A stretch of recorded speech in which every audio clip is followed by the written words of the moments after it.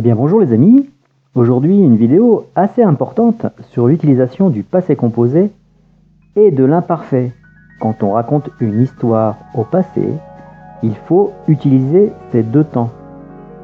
Alors pour plus de clarté dans cette vidéo, c'est pour ça que je préfère faire une vidéo en voix off, je mettrai les verbes du passé composé en bleu et ceux de l'imparfait en rouge.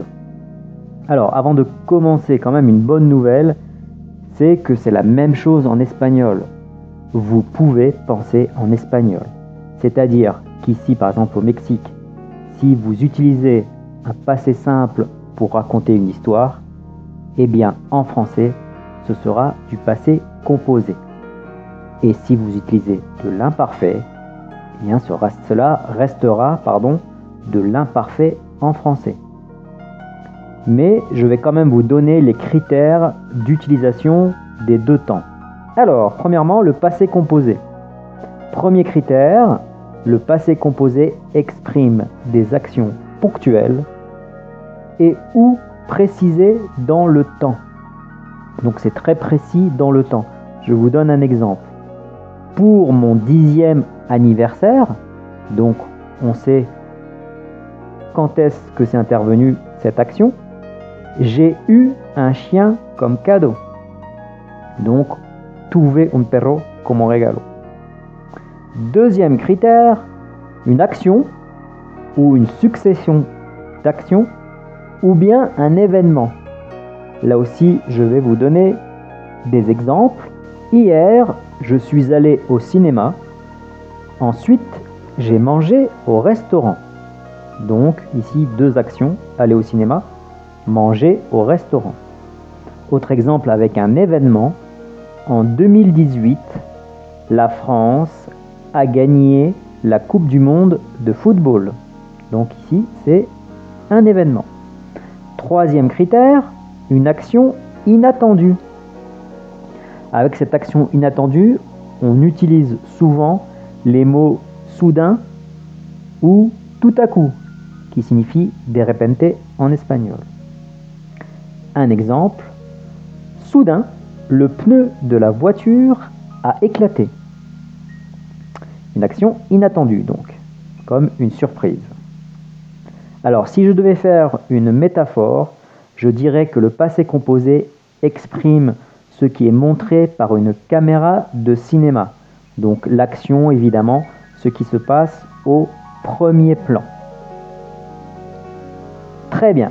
Deuxième temps, l'imparfait. L'imparfait, le premier critère, c'est une action qui dure dans le passé et une action non précisée dans le temps. Je vous donne un exemple. Avant, il avait un chien. Antes tenía un perro. On ne sait pas quand, on ne sait pas combien de temps. Voilà, c'est pas très précis et on se doute quand même que ça dure. Il a eu un chien pendant un moment. Voilà. Je donne un autre exemple pour bien exprimer la durée.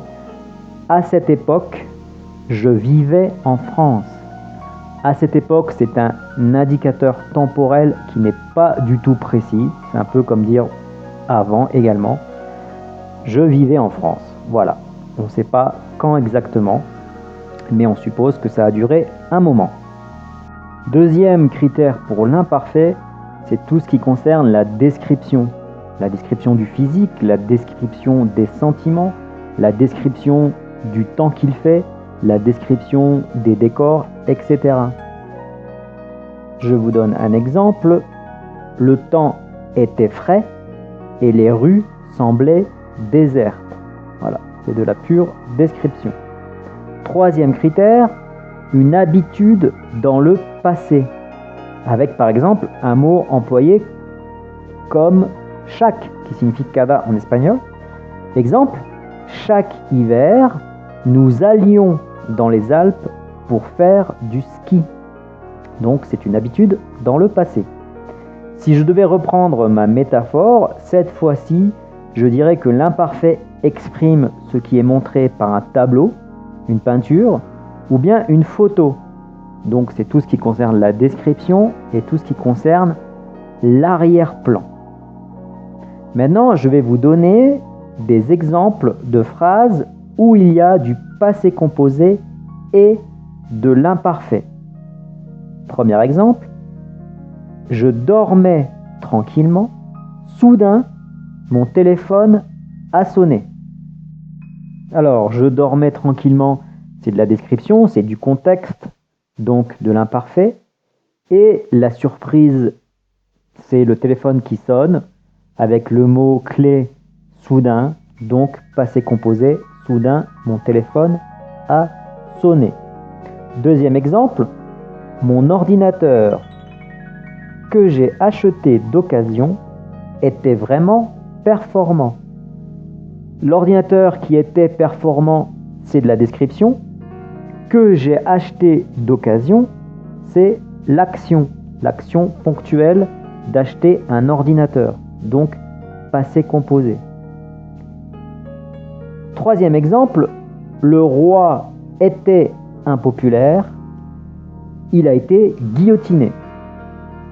Le roi était impopulaire, imparfait, parce que c'est de la description, c'est le contexte. Et l'événement, il a été guillotiné, c'est donc au passé composé. Alors attention, plus difficile, parfois on peut utiliser l'un ou l'autre temps, mais cela change forcément le sens de la phrase.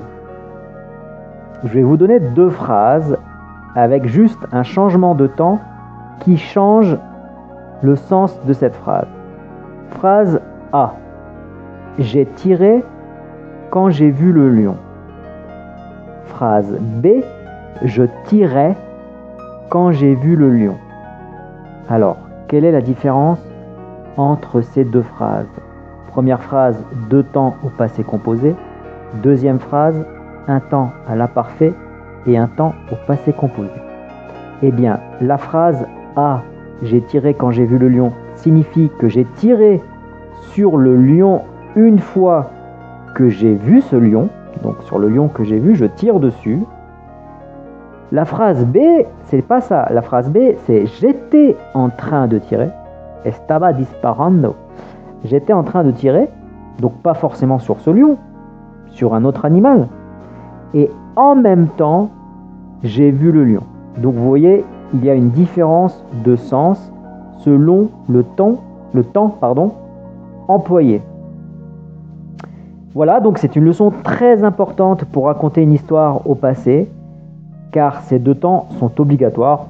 C'est presque impossible de faire une histoire au passé composé complètement et une histoire à l'imparfait complètement. Il y a toujours ces deux temps à utiliser. Encore une fois, si vous avez un doute, pensez en espagnol, c'est la même chose. Franchement, c'est pareil. N'hésitez pas à penser en espagnol.